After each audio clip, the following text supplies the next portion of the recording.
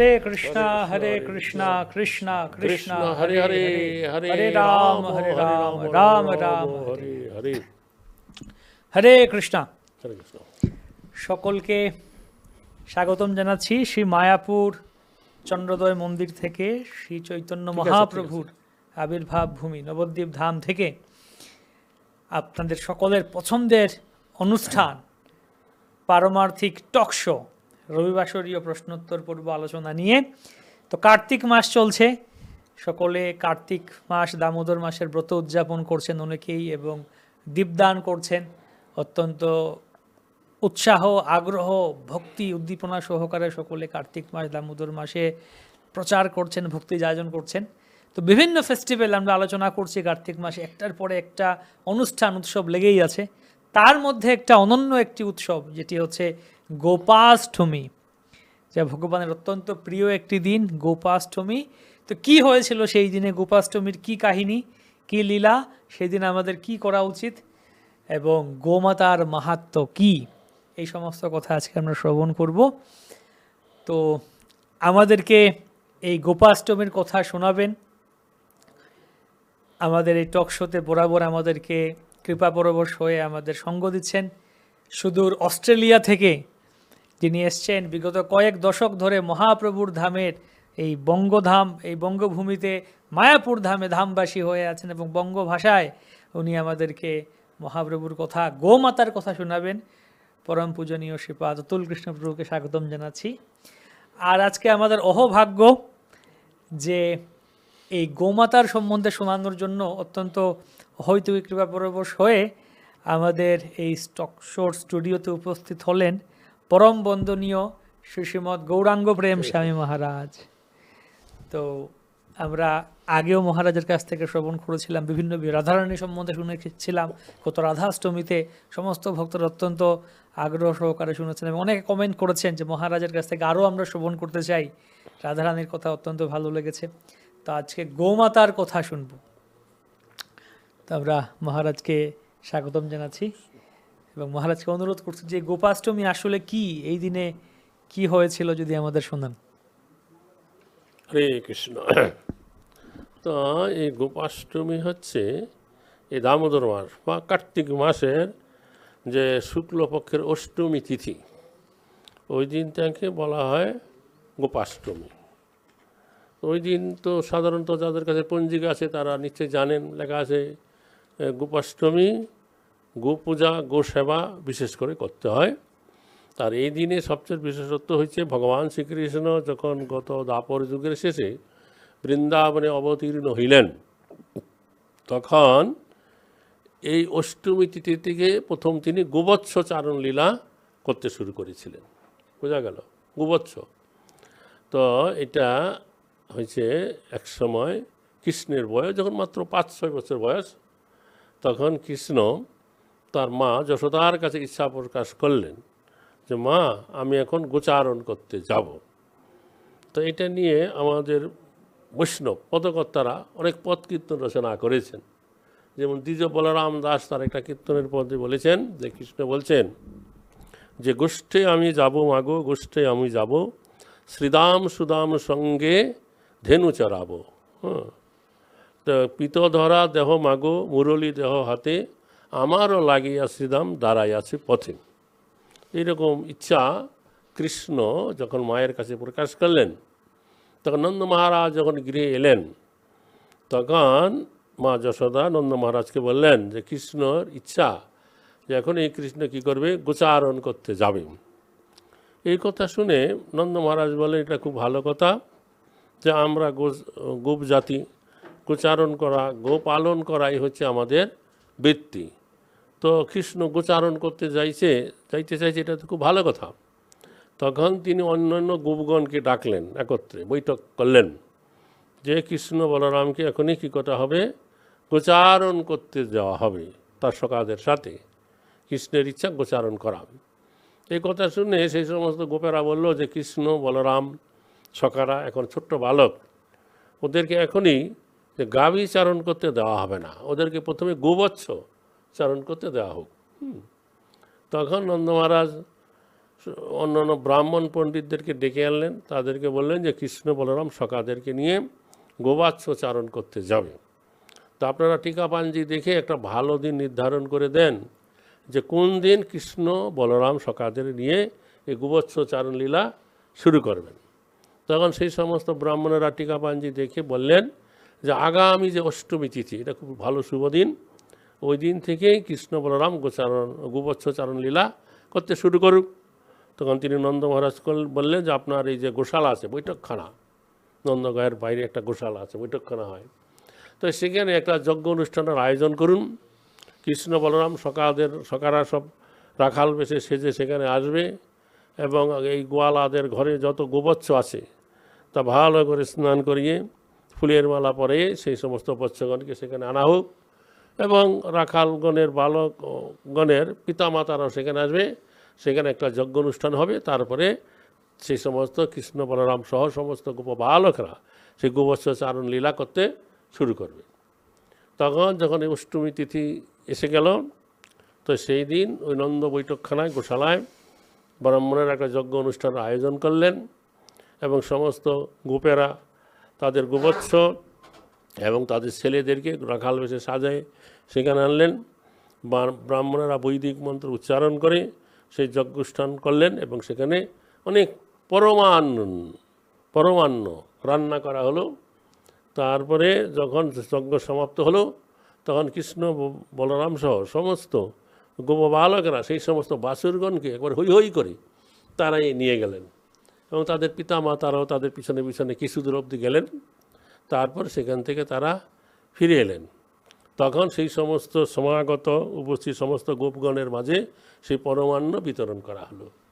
তো সেই দিন থেকেই কৃষ্ণ বলরাম এই রাখাল বালকদেরকে নিয়ে তারা এরকম গোবৎস চারণ লীলা করতে লাগলো। এটা হচ্ছে গোবৎস চারণ লীলা। আর আমাদের শাস্ত্রে পঞ্জিকায় আছে এই দিনে বিশেষ করে গাভীগণের সেবা করতে হয়, তাদের সুন্দর করে স্নান করাইয়ে ফুলের মালা পরাইয়ে ভালো ভালো খাবার তাদেরকে দিতে হয় বা গোপূজা করতে হয়, গোসেবা করতে হয়। এই হচ্ছে গোপাষ্টমী। হরে কৃষ্ণ। হরি হরি বল। গোমাতা কি জয়। অত্যন্ত সুন্দর আমরা শুনলাম গোপাষ্টমীর মূল কথা। আমরা আসবো সেই প্রতুল কৃষ্ণ প্রভুর কাছে প্রভু। তাহলে এই গোমাতার বা গাভীর কি মাহাত্ম আছে, কেন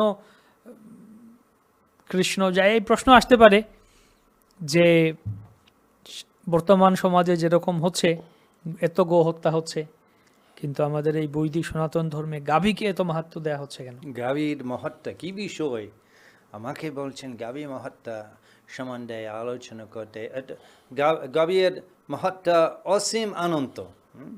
অল্প একটু বলি আমরা, যে আমরা জানি শিল প্রভুপাদ ভাগবতে অনেক কিছু লিখছেন, অনেক কিছু বর্ণনা করছেন গাভীর গুরুত্ব এবং দুধ খাওয়া গুরুত্ব।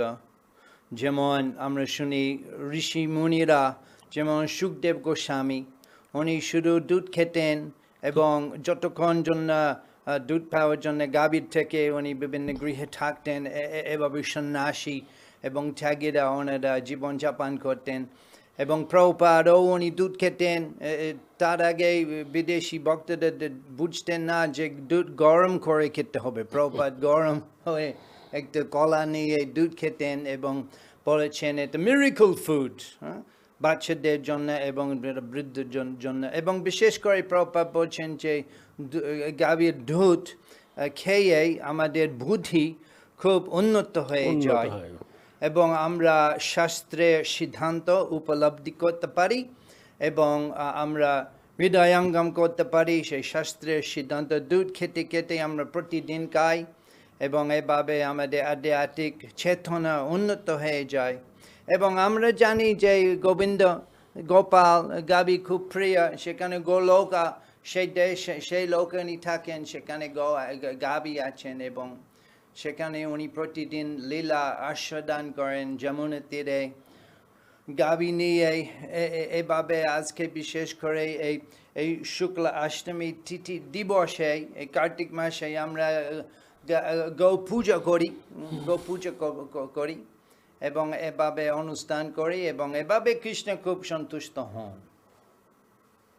বাহ, আমরা কৃষ্ণ কীভাবে সন্তুষ্ট হন এই গোপাষ্টমীতে বা গোমাতার সেবার মাধ্যমে, সেটা আমরা শুনলাম। আমরা মহারাজকে অনুরোধ করবো যদি এই বিষয়ে আরেকটু যুক্ত করেন যে কি মাহাত্ম্য আছে গোমাতার। আমরা এত কিছু দেখতে পাই, তার মধ্যে এই গো সেবার মাহাত্ম্য, বা কৃষ্ণ কেন গোমাতাকে পছন্দ করেন? কারণ কৃষ্ণের যে প্রণাম মন্ত্র বা নারায়ণের যে প্রণাম মন্ত্র আছে তাতে বলা আছে যে গো ব্রাহ্মণ্য হিতায়চ, আগের শব্দটা কি যেন কি আছে, নমো নমো ব্রহ্মণ্য ব্রহ্মণ্য দেবায় গো ব্রাহ্মণ্য হিতায়চ জগদ্ধৃতায় কৃষ্ণায় গোবিন্দায় নমো নমঃ। অর্থাৎ এই যে গো কৃষ্ণের অত্যন্ত প্রিয় গাভী বা গো জাতি, তা এই গো সেবা করলে পরে কৃষ্ণ আমাদের প্রতি প্রসন্ন হবে। এই জন্য গো পূজার অত্যন্ত মাহাত্ম্য আছে। গো পশুর মধ্যে গো হচ্ছে শ্রেষ্ঠ, মানুষের মধ্যে ব্রাহ্মণ হচ্ছে শ্রেষ্ঠ। তো ব্রাহ্মণের সম্মুখ বাক পবিত্র, তা দিয়ে তারা বেদমন্ত্র উচ্চারণ করেন।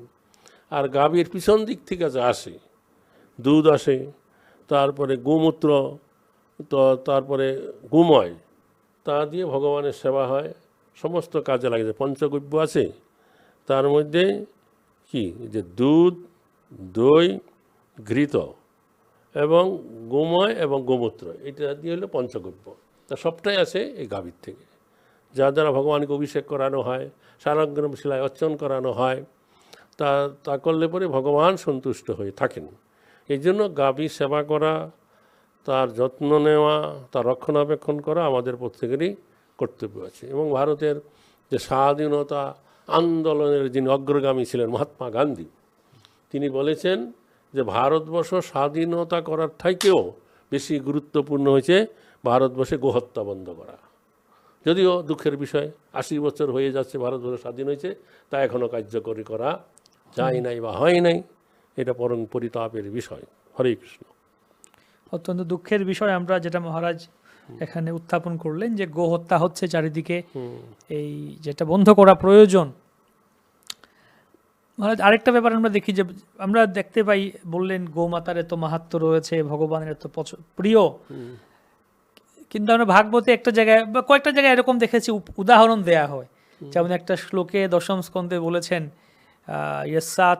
বুদ্ধি কুণপে ত্রিধাতুকে, যে ব্যক্তি তার এই শরীরকে দেহ আত্মা বলে মনে করে, জন্মভূমি পূজ্য বলে মনে করে, সেরকম সে হচ্ছে গরু এবং গাধা, সৈব গোখর। এরকম কয়েকটা জায়গায় উদাহরণ দেওয়া হচ্ছে গরুর মতো, গাধার মতো। তাহলে এখানে আবার একটু তুচ্ছ তাচ্ছিল্য করা হচ্ছে গোমাতাকে। গরুকে তুচ্ছ করা হয় না, গাধাকে তুচ্ছ করা হয়েছে। যে সাধারণত গোমাতা বা গোজাতি গাভীর গোদেহ ধারণ করলেও যেহেতু ওরা পশুর দেহ পেয়েছে, ওদের বুদ্ধিটা ততটা তীক্ষ্ণ নয়, এই জন্য বলা হয়েছে গর্ধব মতন। বাহ।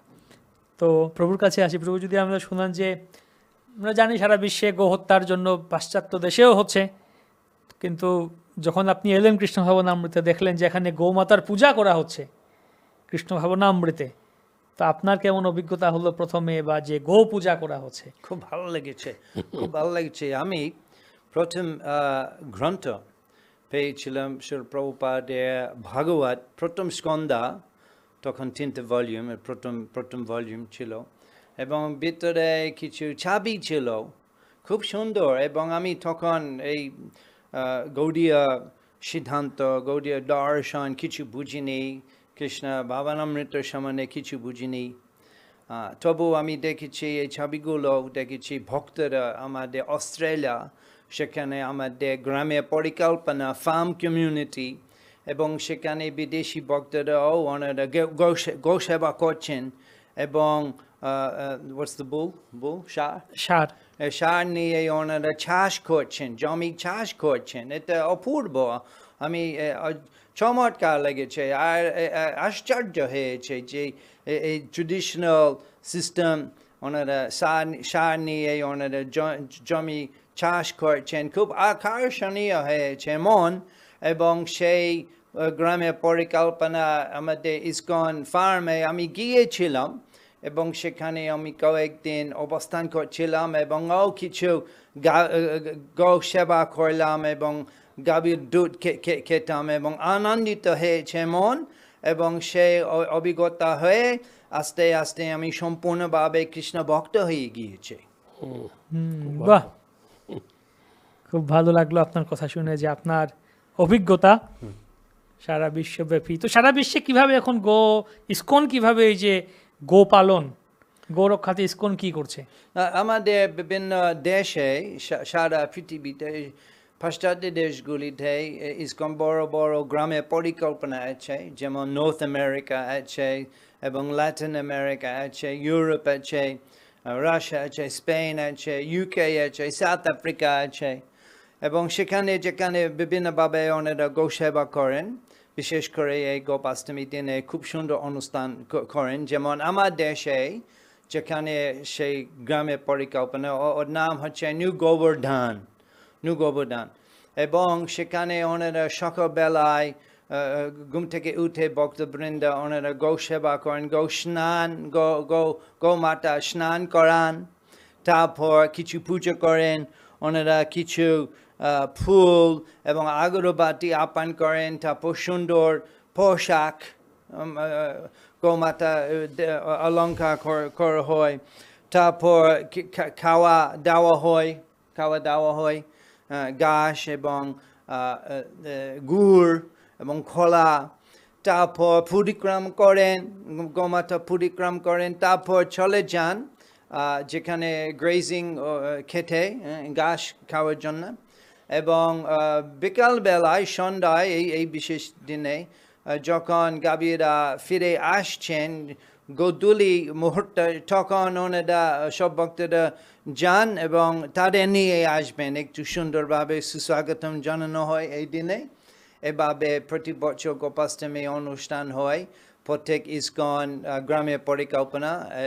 আমার নিজে যেভাবে আমি দেখেছিলাম new Govardhan farm community Australia, সেখানে খুব সুন্দরভাবে অনুষ্ঠান হয়। বাহ, খুব সুন্দর, ভালো লাগলো যে বিদেশেও কিভাবে পাশ্চাত্য দেশে গোপাষ্টমী উদযাপন হচ্ছে এবং গো রক্ষা করা হচ্ছে। আমরা মহারাজার কাছে আসো। মহারাজ, যদি আমাদের জানান যে ভারতে কি পরিকল্পনা গো রক্ষার ব্যাপারে, ইসকনের বা নাম হচ্ছে কি পরিকল্পনা? আমাদের ভারতবর্ষে ইসকনের যেখানে যেখানে আমাদের বড় মন্দির, ফার্ম এবং জায়গা আছে, সে প্রত্যেকটা জায়গায় এই গোশালা আছে এবং গোশালা করা ব্যবস্থা আছে। এছাড়াও আমাদের এই ভারতবর্ষে বহু স্থানে, যেহেতু ভারতবর্ষের লোকেরা অনেক পুণ্যবান আছে, তার বহু জায়গায় এই গোশালা করে গোসেবা করে। আমি গত 2-3 বছর আগে আমাদের পশ্চিমবাংলার মেদিনীপুরের জেলার খড়গপুর বলে একটা জায়গা আছে, ওখানে আমি শুনেছিলাম একটা বিশাল একটা গোশালা আছে এবং লোকেরা ওখানে গোসেবা করে। তো আমার একটা কৌতূহল হলো যে আমি ওখানে যাব, দেখব। তারপরে আমি ওখানে গিয়েছিলাম, দেখলাম অনেক রকমের গাভী আছে ওখানে। যারা দুধ দেয় তারা এক স্থানে আছে, যারা বৃদ্ধ গাভী তাদেরকে আলাদা জায়গায় আছে, এরকম বহু জায়গায়। হ্যাঁ, এবং ওখানে গিয়ে আমি আরেকটা জিনিস জানতে পারলাম যে আমাদের ভারতবর্ষের বহু লোকেরা, চাষিরা, বিশেষ করে গৃহস্থ যারা জমি চাষ করে, তারা এই যে বলদ রাখে, চাষ করে এবং গাভী পালন করে। গাভী যখন বৃদ্ধ হয়ে যায় এবং বলদ যখন আর নাঙল টানতে পারে না, তখন তারা কি করে, ওইটা বিক্রি করে দেয়। ওইটা কি করে, ওই যে যারা কিনে নেয় তারা একটা বিশেষ ধর্মের লোক, তারা ওইটা নিয়ে কসাইখানায় বিক্রি করে তাদেরকে হত্যা করা হয়। তো ওনারা ওখানে কি করেছেন, যে সমস্ত চাষিরা গ্রামের লোকের মাসের কাছে প্রচার করা হয়, আপনারা এই যে এরকমভাবে গাভী বৃদ্ধ হয়ে গেলে বা বলদ বৃদ্ধ হয়ে গেলে বিক্রি করবেন না, আমাদের কাছে দিয়ে দেন, আমরা তাদের সেবা যত্ন রক্ষণাবেক্ষণ করব ওদের মৃত্যুকাল অবধি। তো তারা ওই সমস্ত বৃদ্ধ গোমাতা এবং বলদদেরকে নিয়ে ওখানে রাখে, তাদেরকে খাওয়া দাওয়া, সেবা যত্ন, জল টল সব কিছু ভরণ পোষণ করে। ওরা যখন মারা যায় ওদেরকে তখন মাটির নিচে পুঁতে দেওয়া হয়, কবর দেওয়া হয় যাকে বলে। এরকম সেবা ওরা করে বৃদ্ধকাল অবধি, কিন্তু কোনো খরচ তাদের কাছে নেয় না। যার যদি কেউ ইচ্ছা করে দেখে কিছু দান দিতে চায় গোসেবার জন্য, সে তা নিতে পারে। আর অন্য অন্য এটা বেশিরভাগ লোকেরাই অবাঙালি লোকেরা করে। ওরা অনেক ব্যবসায়ী লোক আছে, তারা এরকমভাবে ওখান থেকে এরকম গাভী গো মাতাকে সেবা পূজা করে এবং লোকদের মাঝে প্রচার করে, আপনারা এই বৃদ্ধ গাভী এরকম করে বিক্রি করবেন না, তাহলে কিন্তু ওদেরকে মেরে যাবে, কসাইখানা নিয়ে কাটা হবে, তা আপনাদের অনেক পাপ হবে, আমাদের কাছে দেন, আমরা ওদের সেবা যত্ন করব। তো এটা খুব ভালো কথা। আর আমাদের যে বেলদাহ একটা আশ্রম করা হয়েছে এবং ওইখানে অনেক এখন 20-22টা মতনের গাভী ওখানে পালন করা হয়। তো ওইখানেও ওরা ওই গোমাতা গাভীকে দিয়েছে, দান করেছেন এবং বলে দিয়েছেন আপনারা যতদিন পালন করতে পারেন করবেন, কিন্তু কখনো খবরদার বিক্রি করবেন না। যদি মনে করেন আর রাখতে পারবেন না, আমাদের গোশালায় আবার ফিরিয়ে দেবেন, আমরা তাদের সেবা যত্ন রক্ষণাবেক্ষণ করব। তো এরকমভাবে আমাদের বৃন্দাবনে অনেক জায়গায় এরকম গোশালা আছে এবং অন্য অন্য স্থানেও আছে, বহু স্থানে আছে ভারতবর্ষে। তো এটা খুব ভালো। এরকম না করলে এই গৌমাতাকে রক্ষা করা যাবে না। হরে কৃষ্ণ। বাহ, খুব সুন্দর, ভালো লাগলো যে কিভাবে গৌমাতার রক্ষণাবেক্ষণ করা হচ্ছে ভারতবর্ষেও, এবং আরও প্রয়োজন ভক্তরা এগিয়ে আসবেন। তো একটা কথা মহারাজ, যে পরম ব্রহ্ম, পরমেশ্বর, জগৎ অধিপতি, পুরো অনন্ত ব্রহ্মাণ্ড সৃষ্টি করেছেন, তিনি এখানে গাভী চড়াচ্ছেন। এটা কেমন একটা ব্যাপার যে মানে অনন্ত, মানে মালিক, সমস্ত কিছু, উনি বস, এত কিছু করেছেন, উনি এসে গাভী চড়াচ্ছেন, এটা যদি একটু ব্যাখ্যা করেন। আচ্ছা, ব্যাপার হচ্ছে আমাদের শ্রীমদ্ ভাগবতমে 10ম স্কন্ধে কৃষ্ণ যখন এই গোবৎস চারণলীলা শুরু করেছিলেন, তখন সৃষ্টিকর্তা ব্রহ্মা, পিতামহ ব্রহ্মাও তিনি বিভ্রান্ত হয়েছিলেন এই নিয়ে। তিনি তখন চিন্তা করলেন আমার ইষ্টদেব ভগবান শ্রীকৃষ্ণ, যে আমি যার নাম করি, ধ্যান করি, তিনি এখন বৃন্দাবনে তার সখাদেরকে নিয়ে তিনি গোবৎস চারণ লীলা করছেন। তো আমি একবার বৃন্দাবনে যাব এবং কৃষ্ণের এই গোবৎসন চারণ লীলা আমি দেখব। এরকম চিন্তা করে ব্রহ্মা একদিন কি করেছিলেন, তার বাহন হচ্ছে হংস বাহনে করে ব্রজভূমি বৃন্দাবনে এলেন। তো যেদিন এলেন সেই দিনটা ছিল ঝুলন পূর্ণিমা, শ্রাবণ মাসের পূর্ণিমা। ওই দিন আবার বলরামের আবির্ভাব তিথি।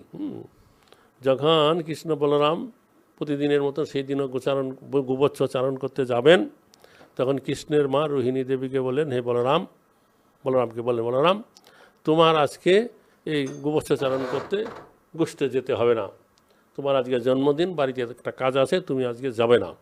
তখন বলরাম যায়নি সেই দিন যখন কৃষ্ণ সখাদেরকে নিয়ে গোবৎস চারণ করতে করতে কাম্যবনে একটা জায়গা আছে যেটাকে বলা হয় ভোজন থালি, ওখানে এখনও থাল আছে যেখানে কৃষ্ণ খাদ্যদ্রব্য রেখে সখাদের নিয়ে ভোজন করেছেন। তো এটা নিয়ে একটা বিভ্রান্ত আছে। নরোত্তম দাস ঠাকুরের একটা প্রার্থনা গীতির পদ আছে,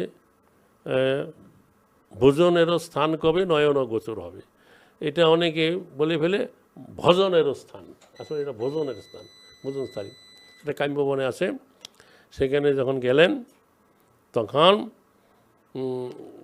কৃষ্ণকে মধ্যবর্তী স্থানে রেখে সখারা চারিদিকে গোলাকারভাবে বসলেন এবং ওদের মায়েরা যে কোটরা ভর্তি করে যে খাবার দিয়েছে সেটা খুললে ওরা নিজেরা যেটা খেয়ে ভালো লাগলো সেটা কৃষ্ণের মুখে তুলে দিয়ে, কৃষ্ণ খাও, আমার মা তৈরি করেছে, খুব ভালো। আর কৃষ্ণ তাই খেয়ে নিচ্ছে। এইটা সেই সময় ব্রহ্মা এসেছিলেন, তিনি ওটা দেখলেন।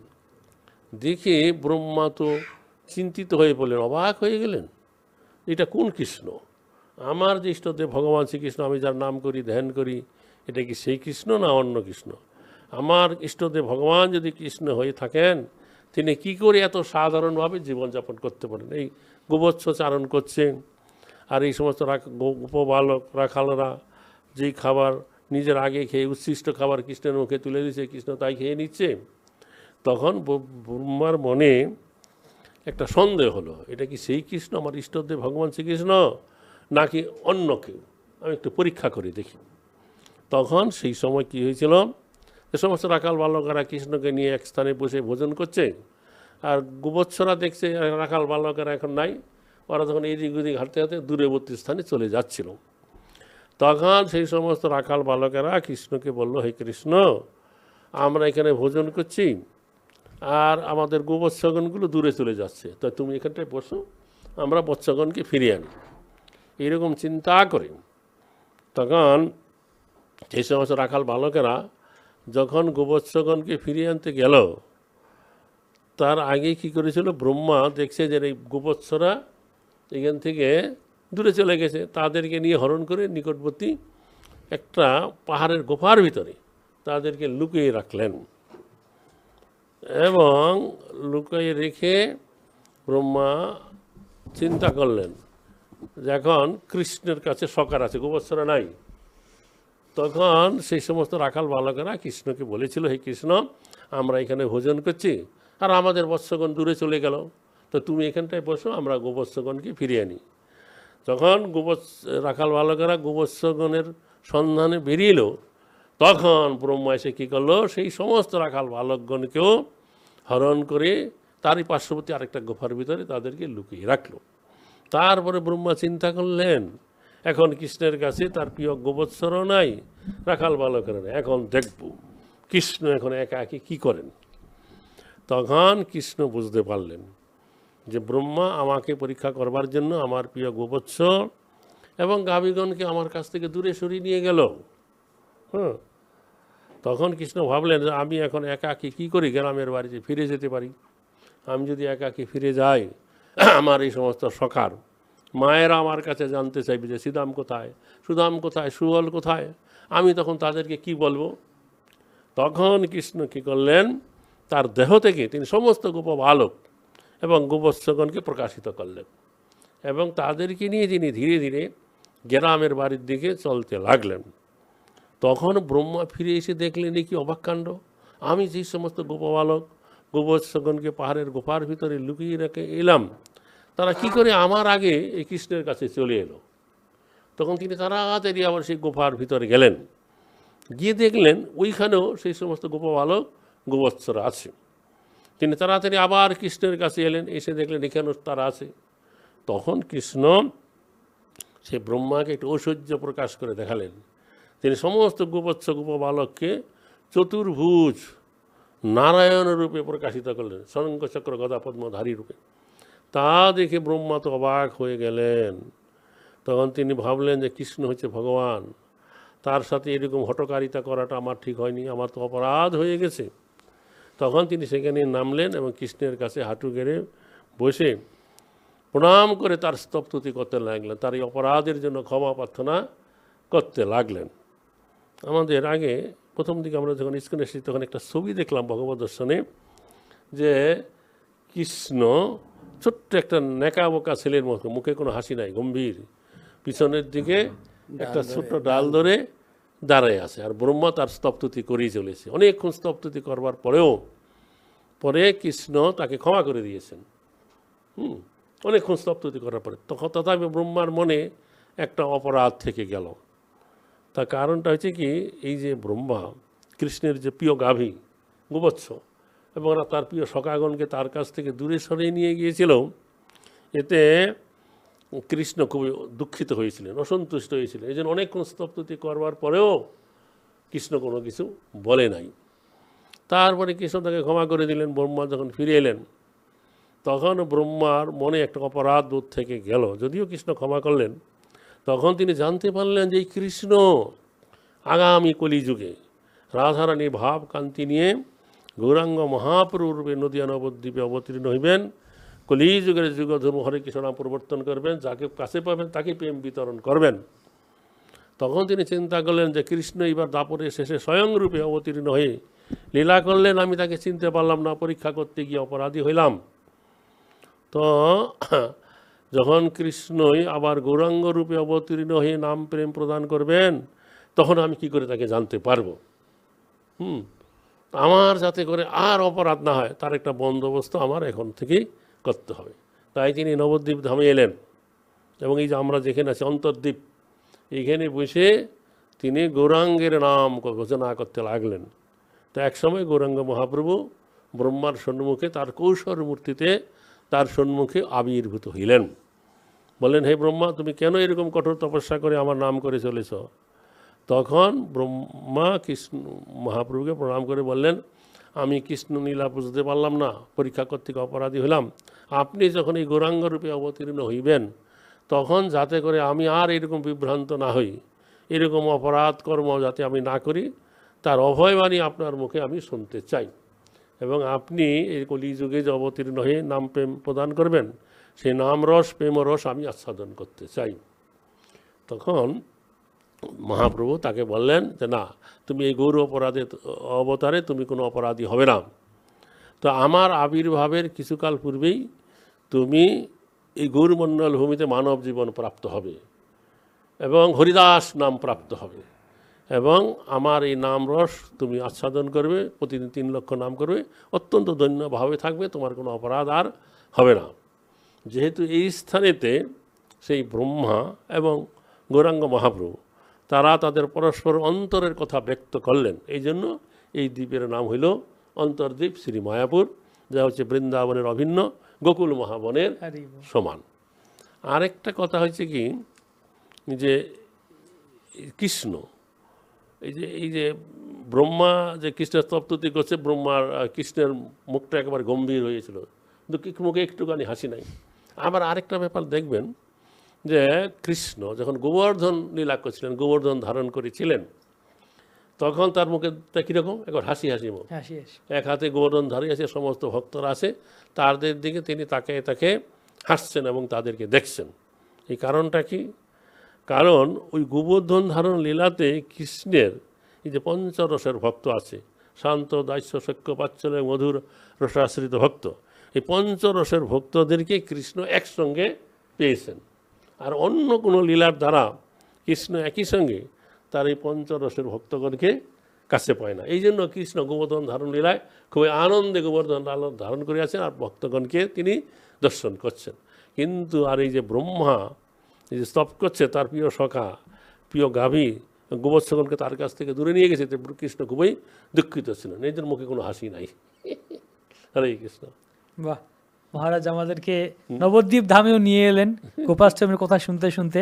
আরেকটু যদি মহারাজ শুনান আমাদের, যে আচ্ছা ব্রহ্মার কথা বললেন, ব্রহ্মা এসেছিলেন, ইন্দ্রও নাকি এসেছিলেন, হ্যাঁ, এবং সুরভিও এসেছিলেন। ইন্দ্র যখন নাকি ওই যে ইন্দ্র পূজা বন্ধ করে ইয়েরা কৃষ্ণের কথায় গোপবাসীরা গোপারা তারা গোবর্ধনের পূজা করলো, ইন্দ্র কুপিত হয়ে গেল।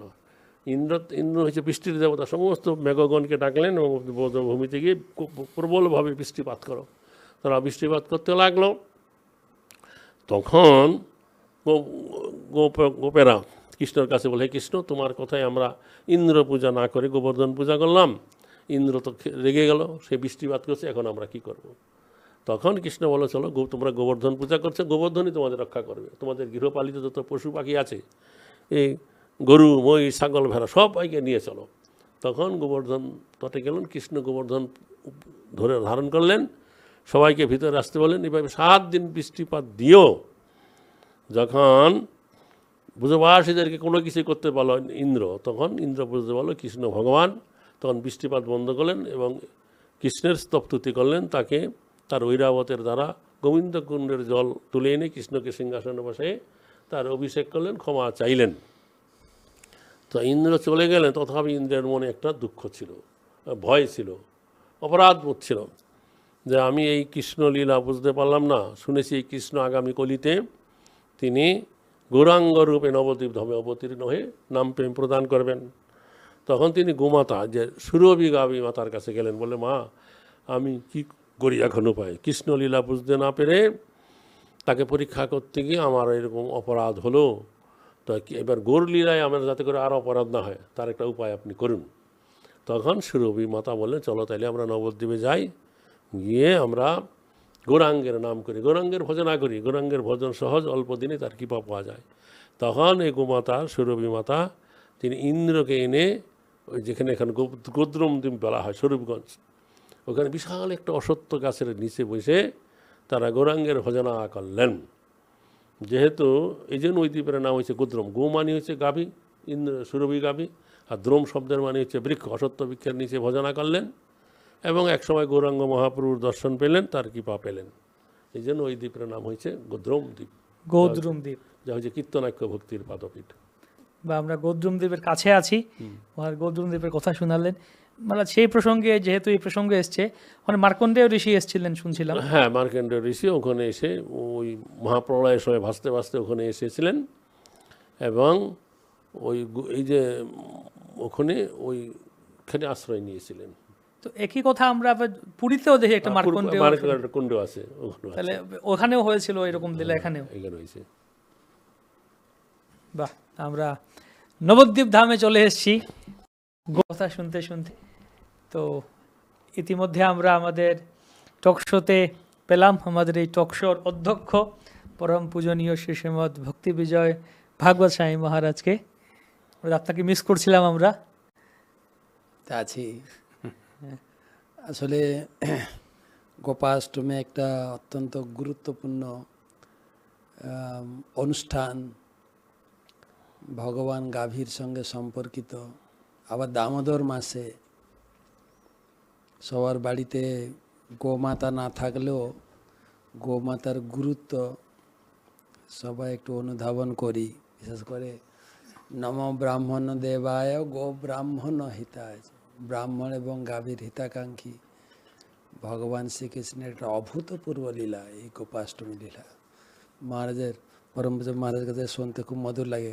কি বলে মহারাজ ক্লাসে বলছিলেন, গোষ্ঠী আমি যাব মাগো, হ্যাঁ বলছিলাম এটা, হ্যাঁ, বলছে, পুষ্টে আমি যাব সিদাম সুদাম সঙ্গে ধেনু চড়াবো, গোপিত ধরা দেহ মাগো মুরলী দেহ হাতে, আমারও লাগিয়া শ্রীরাম দাঁড়াই আছে পথে। এটা বিজয় বলরাম দাস পদকর্তার পদ।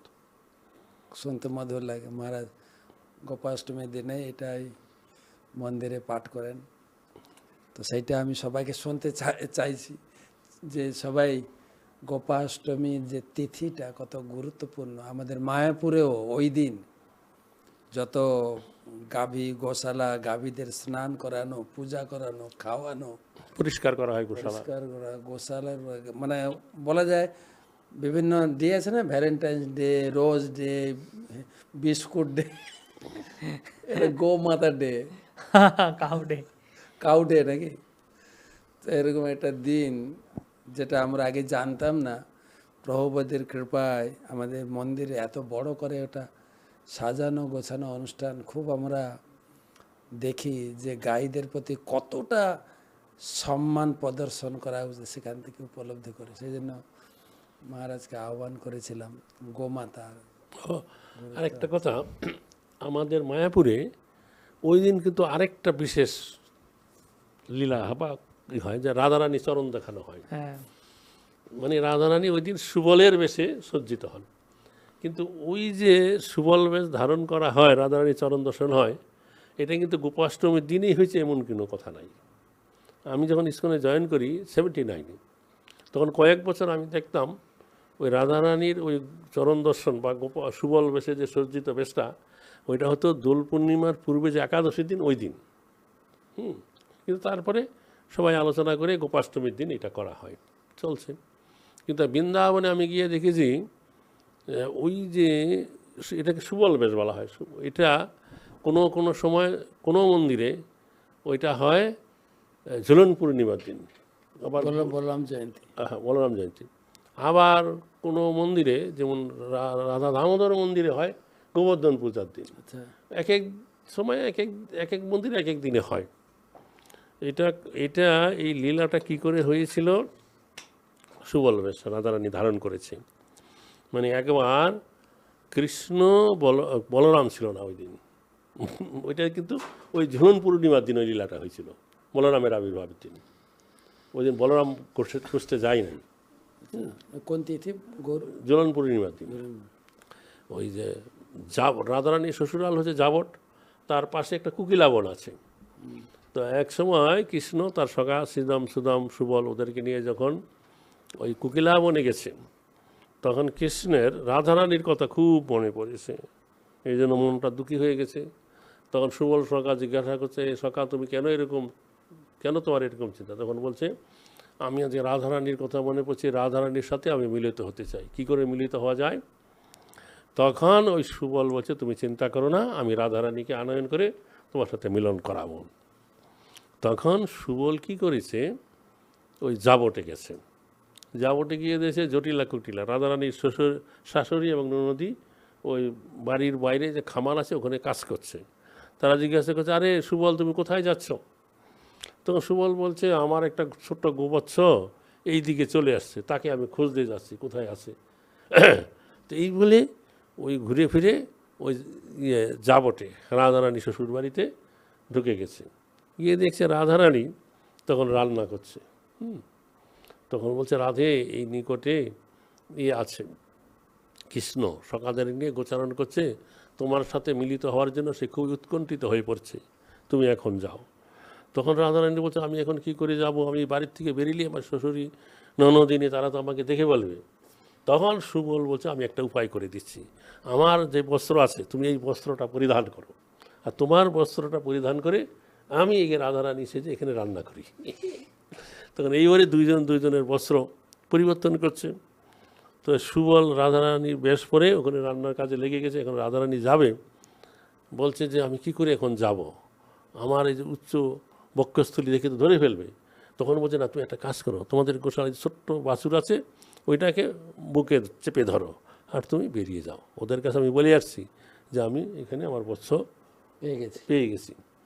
তখন এই বলে রাধারানী সুবলের বেশ ধারণ করে চলে গেল, আর সুবল ওখানে রান্নাবান্না করতে লাগলো। যখন রাধারানী বৎসটাকে বুকে চেপে ধরে যাচ্ছে তখন ওদিকে বলে আরে সুবল তোমার বৎস পেয়ে গেছো? বলছে হ্যাঁ আমি পেয়ে গেছি। এই বলে সুবল রাধারানী কী করছে, সুবলের বেশ ধরে কৃষ্ণের সাথে গিয়ে মিলিত হয়েছে। ওইটা হচ্ছে এই রাধারানী সুবল বেশ ধারণ। তো এটা প্রত্যেকটা মন্দিরে বৎসরে একবার, এটা কোন তিথিতে হয়েছে এটা কোনো পাওয়া যায় না। এই যে বিভিন্ন মন্দিরে বিভিন্ন সময়ে ওনারা রাধারানীকে সুবল বেশে সাজানো করা হয়। তো আমাদের মন্দিরে মায়াপুরে এখন প্রতি বছরই ওইটা গোপাষ্টমীর দিন করানো হয়, পাগড়ি লাগিয়ে দেবে, পাগড়ি লাগাই দেওয়া হয় সুন্দর করে।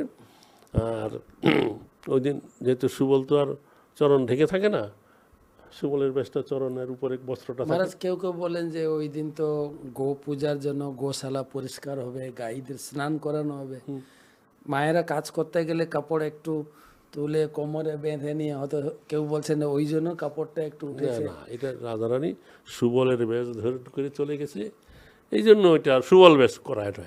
এটাই অষ্টমীর দিনে করতে হবে এরকম কোনো কথা নেই, অন্য যে কোনো দিনে করতে পারে, এটা তিথিটা পাওয়া যায় না। যাই হোক ওই দিনে রাধারানীর চরণ দর্শন হয়, এটা আর কি। গোপীদের চরণ দর্শন, রাধারানীর চরণ দর্শন একসঙ্গে। বাহ, বিশেষ মাহাত্ম্য, বিশেষ কৃপা মহারাজ।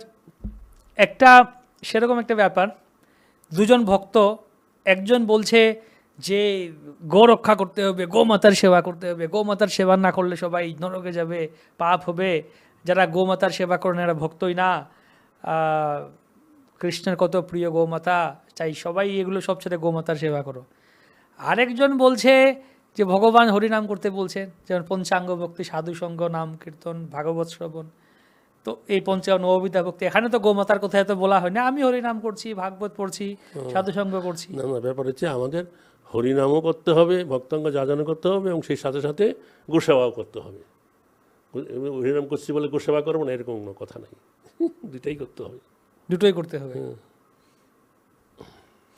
তো এখন কথা আছে যে যারা আমরা এখন প্র্যাকটিক্যালি যদি জিজ্ঞেস করি, আমরা বিশেষ করে সবাই গৃহস্থ আশ্রমে আছেন এবং শহরে বা গ্রামে যারা আছে, ঠিক আছে গোমাতা আছেন অনেকের, বা এখন তাও অনেকের নেই, শহরে আছেন, তো তারা কিভাবে এই গোপাষ্টমী বলি বা গো রক্ষায় কীভাবে অংশগ্রহণ করতে পারেন? শহরে যারা থাকেন, বাড়িতে থাকেন, ফ্ল্যাটে থাকেন, ভাড়া থাকেন। ব্যাপারটা হচ্ছে এই কলিযুগে এমন অনেক কিছু ব্যাপার আছে করা বড়া কঠিন আছে। যেমন আমাদের ভারতবর্ষে মহাত্মা গান্ধী বলে গেছে গোরক্ষা করা দরকার, গোসেবা করা দরকার, স্বাধীন করার থেকে এটা বেশি দরকার। তথাপি এই যে ভারতবর্ষে কোথায় সেই গোরক্ষা হচ্ছে, নির্যাতন হচ্ছে, গোহত্যা হচ্ছে। স্যার আমি কোনো একটা পুরাণে আমি অনেক বছর আগে পেয়েছিলাম যে এই যে গোপ জাতি এরা কারা। একবার অনেক মুনি ঋষিরা তারা ভগবানের আরাধনা করে, তপস্যা করে, তার কাছে প্রার্থনা করছে আমরা এমন একটা দেহ পেতে চাই যা সম্পূর্ণ দ্বারা আপনার সেবা আমরা করতে পারি। তারাই নাকি এই গোজাতি হয়ে জন্ম নিচ্ছে, গোমাতা বিষয়। কিন্তু তারা হলেও এই কলিযুগের আগে তো এরকম করে গোহত্যা হতো না, সে সমস্ত যুগে তারা সেবা করত। কিন্তু এই কলিযুগে দুঃখের বিষয় এরকমভাবে যে গোহত্যা হচ্ছে, এর কারণটা কি? ওরা তো চাইছিল সেবা করতে, কিন্তু অন্তিমকালে দেখা যায় অধিকাংশই গাভীদেরকে হত্যা করা হয়, তাই না? ওরা প্যাথেটিক। একই ব্যাপারে মহারাজ দেখতে পাই আমরা এখনকার সময়ে, যদি কেউ কুকুরকে ভালোবাসে, বা ডগ লাভার, অ্যানিমেল লাভার, কত ভালো, কিন্তু যদি বলা হয় গো রক্ষা করবো, গো সেবা করবো, তখন বলা হয় তোমরা গোরা ধর্মান্ধ। তো কথা হচ্ছে কুকুর তো আছে, কিন্তু গাভী গোমাতা এত সুন্দর, বা কত একটা মায়ালু একটা খুব সুন্দরভাবে গোমাতা শান্তশিষ্ট। তা লোকেদের মধ্যে এই ভাবটা আসে না কেন গোমাতার প্রতি, কেন কুকুরের প্রতি? এটা এটা কোন গুণ বা কি বলতে পারি এটা আমরা? কুকুর বেড়ালের প্রতি এত তাদের আদর প্রেম, কিন্তু গাভীর কথা বললে তারা শুনছে না কিছু। যাই হোক, এটা আমাদের সমাজে এখন ধর্মীয় শিক্ষাটা নাই তো, পাশ্চাত্য শিক্ষার দ্বারা মানুষ প্রভাবিত। আমাদের শাস্ত্রে এমন কথা বলা আছে, এই যে কুকুর, বিড়াল এবং কাক, আমরা যখন ভগবানের যে ভোগ সাজাই, রন্ধন করি, ওইটাই কুকুর, বিড়াল বা কাক দেখতে নাই। এই জন্য যখন ভোগের থালা সাজিয়ে যখন ভগবানের মন্দিরে নিয়ে যাওয়া হয়, কাপড় দিয়ে আচ্ছাদন করে রাখা হয় যাতে ওরা না দেখতে পারে। আবার এরকম আছে এই যে কুকুর, বিড়াল এদেরকে স্পর্শ করলে আমরা অপবিত্র হয়ে যাই, অপবিত্র অবস্থায় থাকে, কিন্তু গাভীকে স্পর্শ করলে তা হয় না, উল্টো পবিত্র হয়ে যায়। ওটা বোঝা। তো এই যে গাভীর কথা বলা আছে যে গোময় হচ্ছে পবিত্র, বেদে এই কথা আছে যে যত রকমের মলমূত্র মানুষ ত্যাগ করে সব হচ্ছে অপবিত্র, তা ত্যাগ করে স্নান আদি করে শুদ্ধ হতে হয়। কিন্তু গাভী যখন গোময় ত্যাগ করে এটা হচ্ছে পবিত্র, এটা স্পর্শ করলে স্নান করতে হয় না। তো এই জন্য এই গাভী বা কুকুর বা বিড়াল স্পর্শ করে আমরা অপবিত্র হয়ে যাই। ওইটা স্পর্শ করলে গুরুমন্ত্র জপ করা, ভোগ রান্না করা, ভগবানের মন্দিরে ঢোকা যায় না, তাদের কাছ থেকে দূরে রাখতে হয়। বুঝা গেল? এমনকি পূজা অর্চনায়ও তিনটা জিনিস, গোময়, গোমূত্র, ঘি, দই, দুধ, সবই লাগে, পাঁচটাই, যেটাকে পঞ্চগব্য পঞ্চগব্য বলা হয়। পঞ্চগব্য। পঞ্চগব্য ছাড়া ভগবানের অভিষেক বা পূজা মিনিমাম এই জিনিসগুলো লাগে। অভিষেক করতে গেলে তো পঞ্চগব্য অবশ্যই লাগবে। তারপরে আমি শুনেছি বা দেখেছিও দক্ষিণ ভারতের মন্দিরগুলো, যখন মন্দির প্রথম খুলবে আগে গোমাতাকে দর্শন, গোমাতার আবার পেছন পিছন দিয়ে গোপুচ্ছ। গোপুচ্ছ, ভগবান এখন স্নান করেন গোপুচ্ছ দিয়ে ব্রাশ করে। শাস্ত্রে মানে গাভীর যা কিছু আছে সমস্ত কিছুই পবিত্র, সব কিছু পবিত্র কবির। এখনো অনেক আমাদের মায়াপুরে বা বৃন্দাবনে অনেক বাড়ি, পাকা বাড়ি, গোবর দিয়ে আবার ভিতর দিয়ে। আমাদের পাড়াগ্রামে বাড়ি ছিল, বৃহস্পতিবার মানে গোবর দিয়ে পুরো বাড়ি লেপা পোছা, একদম একটা গোবরের একটা ঘ্রাণ, সুগন্ধ। তারপরে অনেক বাড়িতে, গ্রামের বাড়িতে লোকেরা এখনও পালন করে যে ভোর রাত্রে ওরা ওই গোবর এবং জল গুলে বাড়ির চারিদিকে ছিটায়, ছড়াবে, অ্যান্টিসেপটিক। অ্যান্টিসেপটিক হবে, এবং ওইটা ছিটালে অশুভ শক্তি, অশরীরী, ওরা বাড়ির কাছে আসবে না। তাছাড়া আগে কি করা হতো, এই যে বাড়ির মাঝে মাঝে বাড়ির যে আঙ্গিন আছে, উঠান, তাকে গোবর দিয়ে লেপা হতো। তো একবার ছোটো ছোটো শিশুরা ওর মধ্যে খেলাধুলা, দৌড়াদৌড়ি, গড়াগড়ি করতো। এতে কী হতো, তাদের সারা গা, খালি গা, ওই যে গোবর মিশ্রিত মাটি তাদের গায়ে লাগতো, কিন্তু আমাদের দেহের শরীরের রোগ প্রতিরোধ ক্ষমতা ওইটা বৃদ্ধিপ্রাপ্ত হতো।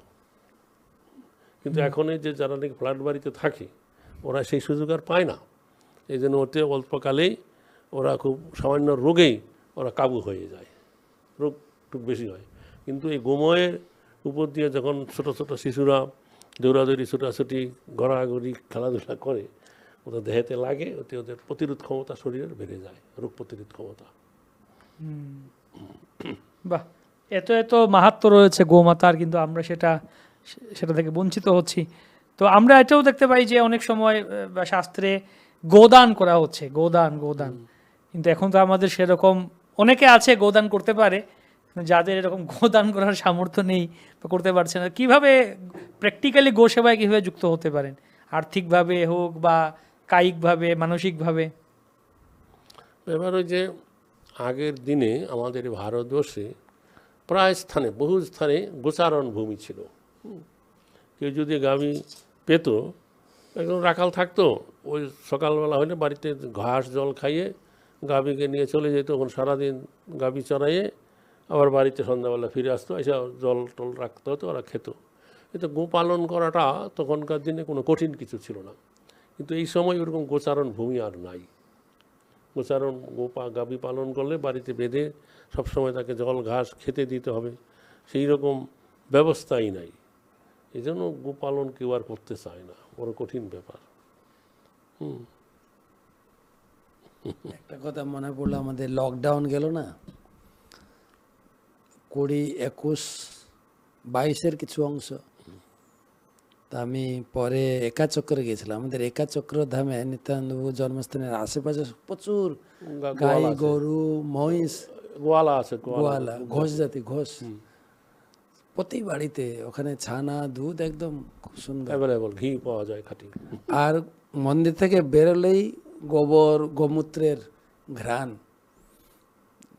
তো ওখানে বলছিল যে, কথা প্রসঙ্গে আমি একজনের সঙ্গে কথা বলছিলাম যে এই যে করোনা হলো, আপনাদের কোনো এফেক্ট বলে আমাদের কোনো এফেক্ট ছিল না, কেননা গাই আছে। গাই গোবর আর গোমূত্রের যে তেজ, করোনা আসতেই পারে, আসতে পারে না। এটা একটা। এখন দেখছি আরেকটা জিনিস অনেকে বলা বলি করছে যে এই যে মোবাইল ফোন ইউজ করছি, ইন্টারনেট বা এই যে 4G 5G খুব ক্ষতিকর এটা। তো অনেকে দেখছি এই গোবর দিয়ে মোবাইলের কভার বানাচ্ছে। এবং একজন আমাদের এখানে মায়াপুরে বিদেশি একজন ভক্তের বাড়িতে গেছিলাম, ওই গোবর দিয়ে কাভার বানানো, রাত্রেবেলা ঘুমানোর সময় গোবরের কাভার, সাবানের কেস যেরকম আছে ওরকম গোবর দিয়ে একটা বানানো, ওটার মধ্যে ফোনটা রেখে ঘুমায়। এটা রাখলে কোন রেডিয়েশন আসছে না, রেডিয়েশনটা রিডিউস হয়ে যায়। আপনি জিজ্ঞেস করছেন শহরে প্রভুপাদ যখন প্রয়াগে ছিলেন এলাহাবাদ, তখন তাদের গাবি ছিল, এবং যখন গৌরমোহন দেয় অপ্রখ্যাত হয়ে গিয়েছেন তার আগে উনি বলেছেন গাবি গৌড়ীয় মঠকে দান করেন এবং বৈষ্ণব ভোজন করেন, এবং সেই দিন উনি দেহ রেখেছেন। ওই প্রভুপাদের দিনই বাবা। উনি গাভী দান করে উনি দেহ রাখলেন, প্রভুপাদের বাবা। পিতা। বাহ, এটা একটা যেটা বলছেন না যে কিভাবে প্র্যাকটিক্যাল করবে। একবার পরম পূজ্য ভক্তি পুরুষোত্তম মহারাজ বলছিলেন যে প্রত্যেক গৃহস্থের এটা অনুভব করা উচিত, গাই আমাদের বাড়ির একজন ফ্যামিলি মেম্বার। আমরা খেতে বসবো, খেতে বসার আগে গাইয়ের জন্য, গাইও আমাদের একজন মেম্বার, তার জন্য কিছু রাখতে হবে, রুটি রাখতে হবে অর্থ, যেটা গাই সেবাতে লাগবে। সেটা আমরা যেখানে গাই সেবা হচ্ছে মন্দিরগুলোতে, ওখানে আমরা পাঠাতে পারি, পাঠাতে পারি। বা আপনি যখন মন্দিরে আসবেন নিজে হাতে গাই সেবা করুন, গায়ের জন্য কিছু দান দিয়ে যান। আমাদের এই পুরো দামোদর মাসটা চলছে গো পূজা, সকালে গো পূজা দিয়ে আমাদের দামোদর ব্রত সারাদিন আমরা কাটাই। তো গায়ের জন্য কিছু সেবা আমরা আশা করছি, সেবা পাঠাতে পারেন, গাই সেবা, যেটা সবাই অংশগ্রহণ করতে পারে। আর কোনো আলোচনা আছে? হলো তো মোটামুটি। তো আমরা শেষের দিকে চলে এলাম আমাদের আলোচনাতে। তো আজকে অনেক কিছু বিষয় শুনলাম আমরা, গোমাতার মাহাত্ম্য এবং গোপাষ্টমীতে কি হয়েছিল সেটা শুনলাম। এবং এই গোপাষ্টমীর এছাড়াও মায়াপুরে রাধা মাধবের, রাধারানীর চরণ দর্শন করা যায়। আপনারা মায়াপুরে আসতে পারেন, রাধারানীর চরণ দর্শন করতে পারেন। আমাদেরকে প্রভু শোনালেন বিদেশে পাশ্চাত্যে কীভাবে গোপাষ্টমী পালিত হয়। মহারাজা আমাদের কাছে গোমাতার সম্বন্ধে অনেক কিছু শোনালেন। এখন একটা ইউটিউবে দেখছি ভারত থেকে গোবর এবং গোমূত্র যাচ্ছে বিদেশে, বিশেষ করে যেসব দেশে মরুভূমি দেশ, মিডল ইস্ট, এই গোবর যাচ্ছে তাদের সেই মরুভূমিকে উর্বর করে তাদের কিছু ফসল গাছপালা ফসল উৎপাদন করছে। পুরো ট্রাক কন্টেনার ভর্তি করে যাচ্ছে বিদেশে। কয়েকদিন দেখছি যে আমাদের দেশে এই সম্পদগুলো আছে, আমরা এর উপযোগিতা, এগুলো উপযোগিতা করতে পারছি না, বা আমরা একটু বিদেশি কালচারে প্রভাবিত হয়ে এগুলো আমাদের যে নিজস্ব সম্পত্তিগুলো ভুলে যাচ্ছি। সেগুলো একটা আপগ্রেড করার জন্য আমাদের মহাজনগণ তারা উপদেশ দিচ্ছেন যে কিভাবে আমরা বাড়ি থেকেও প্রত্যেকের গোমাতার প্রতি শ্রদ্ধা, গোমাতার প্রতি সেবা ভাব যেন আমরা জাগ্রত রাখতে, যাতে ভগবান অচিরেই খুশি হতে পারেন। শুদ্ধ প্রভুপাদ বলে গেছেন মন্দিরে গাই রাখো, গাইয়ের দুধ দিয়ে, শুদ্ধ দুধ দিয়ে ভগবানের, বাইরের দুধও এখন ভেজাল, সব ভেজাল। কমপক্ষে নিজের গায়ের দুধ দিয়ে অ্যাটলিস্ট পায়েস বা দুধের কিছু তৈরি মিষ্টি দিয়ে ভগবানের শুদ্ধভাবে সেবা করতে পারে, যেটা আমরা মায়াপুরে করছি। প্রভুপাদ আমাদের ইস্কনে প্রায় মন্দিরে গাই সংরক্ষণ করে এসে গায়ের দুধ দিয়ে, গায়ের গোবর দিয়ে, গায়ের গোমূত্র দিয়ে সে বাতাবরণটা আমরা রক্ষা করার চেষ্টা করছি প্রভুপাদের কৃপায়। হরে কৃষ্ণ। हरे कृष्णा, गौ माता की जय, श्रील प्रभुपाद की जय, गोपाष्टमी की जय। দামোদর ব্রত কি জয়। হরে কৃষ্ণ।